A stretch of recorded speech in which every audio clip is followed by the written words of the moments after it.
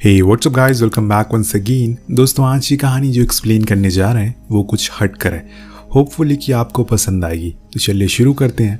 हमें एक जगह के बारे में बताया जाता है। वहाँ एक कैंप भी लगा हुआ है, बाहर एक कार भी खड़ी है, पर आसपास किसी इंसान का कोई नामो निशान नहीं है। यहाँ से अब सीन शिफ्ट होता है और हम पहुँचते हैं अपनी स्टोरी के मेन लीड पर, जो कि है कार्ल और एलेक्सा। और वो साथ में नए साल की पार्टी एक पीसफुल जगह पर सेलिब्रेट करने के लिए जा रहे हैं। और ये आइडिया एलेक्सा का है। उसने एक जगह भी ढूंढ ली है। खैर, वहां जाने से पहले वो कुछ सामानों को खरीदने के लिए एक स्टोर पर रुकते हैं, जहां पर ट्रक में बंधा एक डॉग एलेक्सा पर भौंकना शुरू कर देता है, जिससे वो बहुत ज़्यादा डर जाती है। लेकिन कार्ल उसे वहां से हटा देता है। कुछ देर बाद वो मैप में देखता है उस जगह को, तो उसे कुछ समझ नहीं आता कि असल में उन्हें जाना कहाँ है, वहां तक पहुंचे कैसे, क्योंकि ये जगह बहुत ही कर्वी है। हर दो मोड़ के बाद एक टर्न आ जाता है। तभी उसके सामने उस ट्रक का ओनर जर्मन आते हुए दिखता है, जिससे वो एक फ्रेंडली तरीके से उस जगह के रास्ते के बारे में बताता है। तो वो उन्हें एडवाइस देता है कि वो वहाँ ना जाकर एक स्टोन पीकर नाम की जगह पर जाए, जो कि आजकल ट्रेंडिंग में है। वहाँ उन्हें अच्छा लगेगा और वो पास में भी है। कार्ल को सही लगता है, इसीलिए वो उसे थैंक यू कहकर उस जगह के लिए निकल जाता है। पर कुछ देर बाद कार्ल नोटिस करता है कि जर्मन उनका पीछा कर रहा है, जो कि उसे कुछ ठीक नहीं लगता। और इसी चक्कर में उसका ध्यान भी भटक जाता है। उसका एक्सीडेंट होते होते बचता है, पर तब वो नोटिस करता है कि जर्मन तो आगे निकल गया, वो रुका नहीं, यानी कि वो फालतू में ही उस पर शक कर रहा था। खैर, वो दोनों ही उस कैंपिंग साइट पर पहुंच जाते हैं, जो सेम उसी तरह की थी जो हमने कहानी की शुरुआत में देखी थी। बाहर खड़ी कार को देखकर वो दोनों सोच में पड़ जाते हैं, क्योंकि ऐसा लग रहा था कि वो बहुत टाइम से यहाँ पर खड़ी है। पर वो ज़्यादा सोचते नहीं है और आगे बढ़ जाते हैं। उस जगह को देखकर एलेक्सा बहुत खुश होती है, क्योंकि वो उसे पसंद आई थी। वहाँ उन्हें एक और कैंप लगा हुआ दिखाई देता है। कार्ल को लगता है कि शायद बाहर जिनकी कार खड़ी हुई है ये उन्हीं का होगा, और अभी कहीं बाहर वो गए होंगे। इसीलिए वो अपना बॉनफायर की लकड़ियाँ ढूंढने के लिए चला जाता है, जहाँ उसे एक छोटे बच्चे की कैप मिलती है, जिसे वो देखकर वहीं छोड़ देता है और लकड़ियाँ लेकर वापस आ जाता है। देन वो लोग कैंप लगाते हैं। उधर हम जर्मन और उसके भाई शेडी को देखते हैं, जो कि एक लड़की को बहुत बुरी तरह से घूर रहे थे। लेकिन फिर जर्मन शेडी को मना करता है। वो दोनों एक बार में जाते हैं नए साल को सेलिब्रेट करने के लिए। वहाँ पर वो दो लड़कियों से बात करते हैं, जिस बीच शेडी एक लड़की की फ़ोटो खींचता है, फिर से जो बात उसे पसंद नहीं आती। इसीलिए वो उसके फ़ोन को ही तोड़ देता है और कहता है ऐसी गलती दोबारा मत करना, क्योंकि मैं इसी की वजह से सालों तक जेल में रहा। देन वो दोनों वहाँ से बाहर आ जाते हैं और डांस करना शुरू कर देते हैं।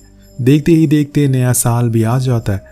उधर देर रात कार्ल को पास वाले टेंट से कुछ आवाज़ें आती है। जब वो चेक करने जाता है तो देखता है कि वहाँ पर कुछ सूअर उन लोगों के रखे हुए खाने को खा रहे, जो बहुत ही अजीब था, क्योंकि अभी तक तो उन्हें वापस लौट आ जाना चाहिए था। आखिर वो कहाँ चले गए। देन वो अपनी कार के पास आता है कुछ सामान लेने के लिए, तो नोटिस करता है कि उसका टायर पंचर है। लेकिन इतनी रात हो गई तो वो कुछ कर भी नहीं सकता, और इसीलिए वो वापस आकर सो जाती है। सुबह होने पर एलेक्सा नोटिस करती है कि अभी भी वो लोग नहीं आए, जो बात उसे बहुत ज़्यादा अजीब लगती है, क्योंकि आज उन्हें यहाँ से निकलना था। इसीलिए वो अपना सामान पैक करना शुरू करती है। उधर कार्ल टायर को ठीक करने की कोशिश करता है। जब एलेक्सा कार की तरफ आ रही थी तो हम उसके पीछे 1-2 साल की बच्ची को भागते हुए देखते हैं, जो उसी के करीब आने की कोशिश कर रही थी। लेकिन एलेक्सा उसको देख नहीं पाती और वो बच्ची भागते भागते वहीं गिर जाती है। लेकिन थोड़ी देर बाद जब कार्ल उसको दोबारा टेंट के पास जाने को कहता है ताकि वो अपने बचे हुए सामान को ले सके, तब वो उस बच्ची को फाइनली देख लेती है, जिसको देखकर ऐसा लग रहा था कि मानो उसने कई दिनों से कुछ भी खाया नहीं है। वो तुरंत ही कार्ल को आवाज़ लगाती है और उसकी आवाज़ को सुनकर वो उसके पास जाता है। तब उस बच्ची को देखकर वो हैरान था कि आखिर इस घने जंगल में इसे अकेला छोड़कर कौन चला गया। वो तुरंत उसका इलाज करता और उसे पानी पिलाता। देन उसको लेकर अपनी कार के पास आता है। लेकिन अब उनकी कार खराब हो चुकी है, वजह आपको पता ही है। इसीलिए कार्ल कहता है कि हम ये साइड वाली कार लेकर चले जाते हैं और वहां जाकर इसके ओनर का पता लगाकर उसे लौटा देंगे। फिलहाल के लिए इस बच्ची को हॉस्पिटल ले जाना ज़्यादा ज़रूरी है। एलेक्सा को ये चीज़ सही लगती है, इसीलिए वो दोनों ही उस पर बैठने लगते हैं कि तभी वहाँ पर एक कार आती है, जिसमें से शेडी बाहर आता है, जर्मन का भाई, जिसे देखकर कार्ल उसे बताता है कि हमने यहाँ पर कैंपिंग की थी, लेकिन हमारी कार खराब हो गई। उन्हें पास में ही जंगल में एक बच्ची मिली, जिसको देखकर शेडी बहुत ही ज़्यादा घबरा जाता है और कहता है कि मुझे लगता है कि इसका परिवार दूसरी ओर वाटरफॉल की तरफ गए होंगे, हमें भी वहाँ जाना चाहिए। शायद इसका परिवार वहाँ मिल जाए। अब ये सुनकर कार्ल मान जाता और यही उसकी सबसे बड़ी गलती थी, क्योंकि उन्हें उस बच्ची की जान को बचाना है किसी भी हाल में। इसीलिए वो एलेक्सा को उस बच्ची को वहीं कार में रहने को कहकर वहाँ से जाने लगता है। जाते हुए शेडी अपनी बंदूक भी निकाल लेता है, जिसको देखकर कार्ल पूछता है कि ये क्या है, तो वो बताता है कि वो एक शिकारी है, इसीलिए उसके पास ये हर समय रहती है। दिन दोनों आगे बढ़ जाते हैं और कुछ दूर ट्रैक करने के बाद वो कुछ ऐसी चीज़ें देखता है जिससे कि उसकी आंखें फटी की फटी रह जाती है। दरअसल वहाँ पर कुछ लाशें पड़ी हुई थी। जी हाँ, कुछ इंसान गिरे पड़े थे जिन्हें किसी ने बहुत ही बेदर्दी से मार डाला था। और ये सब देखकर कार्ल सहम सा जाता है, पर ये परिवार है कौन और वो बच्ची क्या इन्हीं की बेटी थी? ये सब जानने के लिए चलते हैं हम 4 दिन पहले। जी हाँ, यहाँ पर हम 4 लोगों के परिवार को देखते हैं जो कि कार्ल और एलेक्सा के आने से पहले यहाँ पर आए थे। उसी जगह पर कैंप लगाया था जहाँ पर इन लोग ठहरे हुए थे। इस परिवार में रॉबर्ट, मार्गरेट, उनकी बेटी एनी और एक 3 साल की बच्ची भी थी। जी हाँ, वही बच्ची जो कि एलेक्सा के पीछे पीछे आ रही थी। अब चारों ही लोग बहुत खुश थे। इस बीच हम एनी को देखते हैं जो कि एक जगह पर फोटो खिंचवा रही थी कि तभी उसे कुछ हलचल सुनाई देती है, जिससे कि वो थोड़ा डर जाती है और वापस अपने कैंप पर आ जाती है। रात होने पर रॉबर्ट सभी के लिए खाना बनाता है जो कि उसका शौक है। इस बीच वो उन्हें बताता है कि यहाँ पास में एक ऐसी जगह है जहाँ पर कई टूरिस्ट का कहना है कि वहाँ पर जो भी कोई घूमने के लिए गया है उन्हें कुछ लोगों ने पकड़ लिया और मार दिया, उनके सारे सामानों को भी लूट लिया। ये सुनकर एनी बहुत डर जाती है क्योंकि उसने आज सुबह ही कुछ आवाज़ें यहाँ पर सुनी थी। लेकिन रॉबर्ट अपनी बेटी को ऐसे डरा हुआ देखकर हंसते हुए कहता है, अरे मैं तो मजाक कर रहा था, चलो अब सो जाते हैं, कल हमें ट्रैक पर भी जाना है। सुबह होने पर सभी लोग तैयार हो जाते हैं, लेकिन एनी कहती है कि उसे नहीं जाना क्योंकि उसे ऐसे ट्रैक पसंद नहीं है। उसकी मम्मी उसे बहुत मनाती हैं लेकिन उसके मानने को राज़ी नहीं थी। इसीलिए रॉबर्ट उसे वहीं रहने को कहता है और खुद वो लोग ट्रैक के लिए निकल जाते हैं। कुछ देर बाद हम नोटिस करते हैं कि कोई है जो एनी को बार बार देख रहा है, जो चीज़ वो भी नोटिस करती है।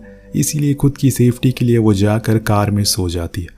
उधर वो तीनों आराम से ट्रैक कर रहे होते हैं, लेकिन अब इनकी मुसीबतों की घड़ी आने वाली है क्योंकि वहाँ एनी के पास हम एक कार को रुकते हुए देखते हैं, जिसमें से कोई और नहीं बल्कि वही 2 भाई निकलते हैं जो शिकार करने के लिए आए थे। पर शेडी की नज़र कार में सो रही एनी पर पड़ती है, जिससे वो नॉक करके उठा देता है। जब वो उठती है तो अपने सामने 2 आदमियों को देखकर और ज़्यादा डर जाती और बार बार हॉर्न बजाना शुरू कर देती है, जिससे कि वहाँ रॉबर्ट को आवाज़ सुनाई आ जाती है। उसे लगता है कि शायद कोई गड़बड़ है, इसीलिए वो वहाँ से भागकर कैंप के करीब आने लगता है। इधर जर्मन बंदूक की नोक पर एनी को बाहर आने को कहता है, वरना वो उसे मार देगा। वो बहुत ही ज़्यादा डर जाती है और मजबूरन बाहर आ जाती है, लेकिन इतने में रॉबर्ट आकर शेडी पर चढ़ जाता है और उसे मारना शुरू करता है। पर शेडी के एक ही घूंसे में वो बेहोश हो जाता है। इस बीच हम मार्गरेट को भी देखते हैं जो कि अपनी बच्ची को पहले टेंट में सुला देती है और फिर यहाँ आती है, लेकिन ये लोग उसे भी पकड़ लेते हैं और फिर तीनों के मुंह पर टेप लगाकर एक अजीब सी जगह पर लेकर जाते हैं, जिसके बारे में रॉबर्ट ने कल रात को बताया था। ये वही जगह थी जहाँ पर उसके सामने ही उसकी बीवी और बच्चे, वो दोनों बहुत बुरी तरह से उसका इस्तेमाल करते हैं और फिर वैसे ही छोड़ देते हैं। और ये सब रॉबर्ट अपनी आंखों से देख रहा था पर कुछ कर नहीं पाता। कुछ देर बाद जब शेडी एनी का फ़ोन चेक कर रहा होता है तो उससे पता चलता है कि इनके साथ एक छोटी बच्ची भी है जो कहीं दिखाई नहीं दे रही है। इसीलिए वो मार्गरेट से इस बारे में पूछता है, लेकिन वो कुछ नहीं बताती और वो दोनों गुस्से में आ जाते हैं। तो वो एक शूटिंग गेम खेलना शुरू करते हैं, जिसमें वो एक कैन रॉबर्ट के सर पर रखते हैं और फिर शेडी उस पर शूट करता है, लेकिन उसके बार बार हिलने की वजह से वो गोली जाकर उसके सर पर लगती है, जिससे वो वहीं मारा जाता है। रॉबर्ट को अपनी नज़रों के सामने ऐसा मरता हुआ देखकर मार्गरेट एकदम से टूट जाती है। लेकिन ये दोनों अब ये गेम उसके साथ खेलने वाले, पर वो भी बार बार हिलती है, जिसकी वजह से जर्मन निशाना नहीं लगा पा रहा था, जो देखकर शेडी उसका मजाक बनाता है कि वो बूढ़ा हो चुका है, उसको चश्मा लगा लेना चाहिए, जो सुनकर उसे गुस्सा आता है और वो उसकी छाती पर गोली मार देता है। देन वो दोनों दोबारा मिलकर एनी के साथ गलत काम करते हैं और फिर उसे भी मार देते हैं। मतलब इन दोनों ने एक पूरे परिवार को ख़त्म कर दिया जो कि बेकसूर था। पर अब उन्हें उस बच्ची को ढूंढना है, इसीलिए वो दोनों फिर से टेंट में जाते हैं, लेकिन वहाँ कोई भी नहीं था क्योंकि वो बच्ची तो अपने माता पिता को ढूंढने के लिए जंगल में भटक रही है। पर उसे क्या पता कि उसके पूरे परिवार को मार डाला गया है। अब कहानी प्रेजेंट में आती है। हम कार्ल को देखते हैं जो कि उनकी लाशों को देखकर हैरान था।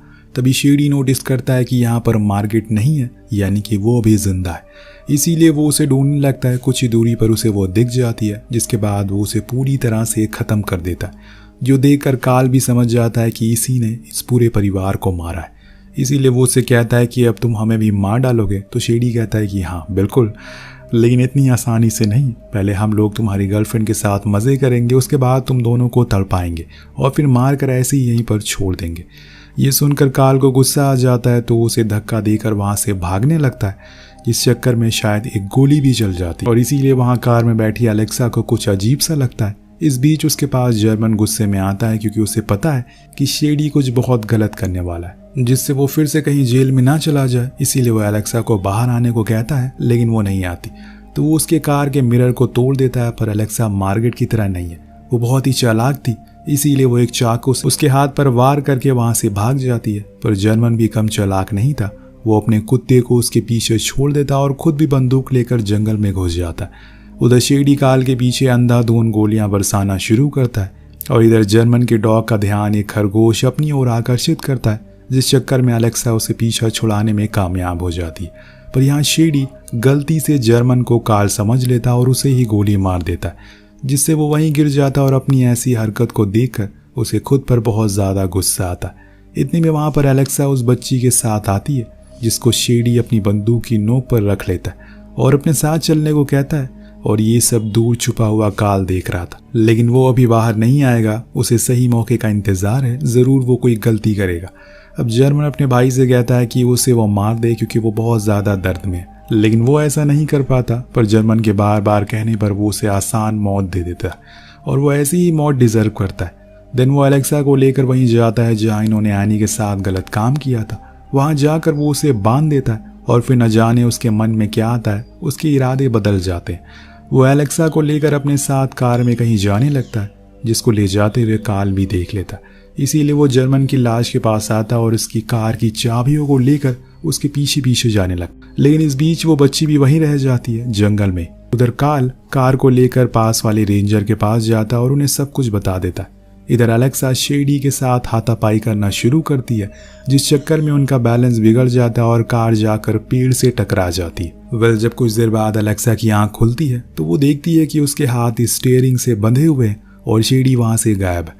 तभी वो दूर से कुछ कार को अपने करीब आते हुए देखता है। वो रेंजर थे जिनका ध्यान अपनी ओर करने के लिए वो कार की लाइट को ऑन कर देती है, जिससे कि उन्हें पता चल जाए। कार्ल फौरन कार से उतरने लगता है, लेकिन रेंजर उसे रोकते हैं और खुद आगे जाते हैं। पर तभी उन पर अंधाधुंध गोलियां चलना शुरू हो जाती है, जिसमें सभी मारे जाते हैं। ये काम शेडी का था, जिसे पता था कि वो आ रहे हैं, इसीलिए वो सभी के मर जाने के बाद बाहर आता है और एलेक्सा को लेकर रेंजर की कार में बैठ जाता है। इस बीच हम देखते हैं कि कार्ल को भी एक गोली लगी है, जिससे वो बहुत ज़्यादा तकलीफ में है। शायद एलेक्सा को कार चलाने को देता है और खुद पैसेंजर सीट पर बैठा है, क्योंकि वो दोनों को बंदूक की नोक पर रखना चाहता है। इस बीच एलेक्सा कार्ल से उस बच्चे के बारे में पूछती है, तो वो बताती जल्दी के मारे वो उसे अपने साथ लाना भूल गया, जो सुनकर एलेक्सा को बहुत बुरा लगता है, क्योंकि इन सब में उस बच्ची का क्या कसूर था। लेकिन दोस्तों यहाँ बहुत देर बाद हल्का सा उस बच्ची को देख पाते हैं, जिसके पास जर्मन का डॉग था और उसकी हिफाजत कर रहा था। यानी कि आज के समय में इंसान नहीं जानवर ज़्यादा भरोसेमंद है। इधर एलेक्सा कार की स्पीड को और तेज़ कर देती है, जिससे वो कुछ ही देर बाद उसका एक्सीडेंट हो जाता है और वो पलटी खाते खाते एक पत्थर से जा टकराती है, जिसमें कार्ल बेहोश हो जाता है। लेकिन शेडी अभी जिंदा था, इसीलिए वो फिर से एलेक्सा के साथ ज़बरदस्ती करने लगता है। पर तभी वो एक चाकू से उसके पेट पर हमला कर देती, जो कार में बैठते समय कार्ल ने उसे दिया था। वो उसे उसके ऊपर बहुत वार करती है और तब तक भी उसका मन नहीं भरता, तो उसके सर पर एक बड़े से पत्थर से हमला करती है और तब तक उसे मारती रहती है जब तक उसके सर का कीमा ना बन जाए। खैर, इसके बाद हम दोनों को हॉस्पिटल में देखते हैं, यानी कि उन्हें बचा लिया गया। लेकिन वो 2 साल की बच्ची अभी भी जंगल में ही है। उसके साथ जर्मन का डॉग है जो उसे सेफ रखे हुए। जब तक कोई भी मदद नहीं आएगी वो उसके साथ ही रहेगा। इसीलिए कहते हैं कि जानवरों पर हमेशा भरोसा रखना चाहिए, क्योंकि अब इंसान जानवर बन चुके हैं। वेल, आपको ये कहानी कैसी लगी नीचे कमेंट करके ज़रूर बताएगा। मिलते हैं अगली वीडियो में। Thank you so much watching. Peace out.